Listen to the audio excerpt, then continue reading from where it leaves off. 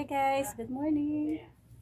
This is Fave Girl in Canada, but now I am here in the Philippines, so just call me Fave Girl in the Philippines. Good morning.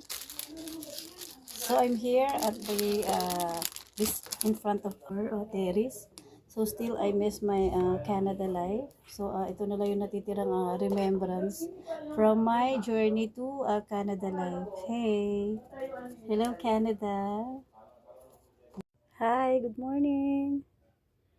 How's day today? Hi guys.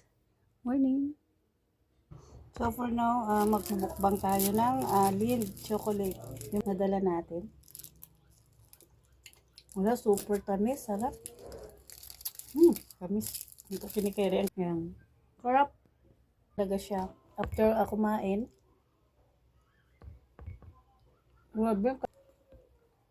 And so, after natin ma-open at malatikman itong Mercy chocolate, I will go here to the Lind or Lind chocolate. Lucy. Open natin siya. Here we go. Oh, I see. So, ito pala yung Lind. So, ito rin pala yung natitikman natin, nakakain natin sa Canada. Oo, ito. Naka-box lang siya. In fact, ang sarap nito guys. Yan, sobrang sarap niyan. So, ipapako na mo siya uli at ilalagay uli sa kanyang box. Mayroon tayong souvenir from my Canada journey. At least nakabili tayo nito. Oh. 'Di ba?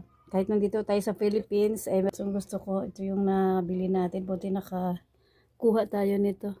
Hindi nabili natin to sa Walmart.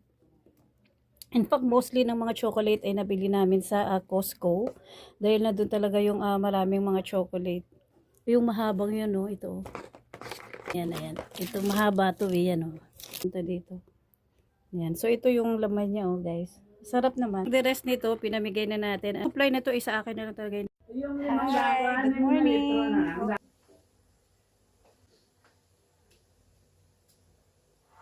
Yan.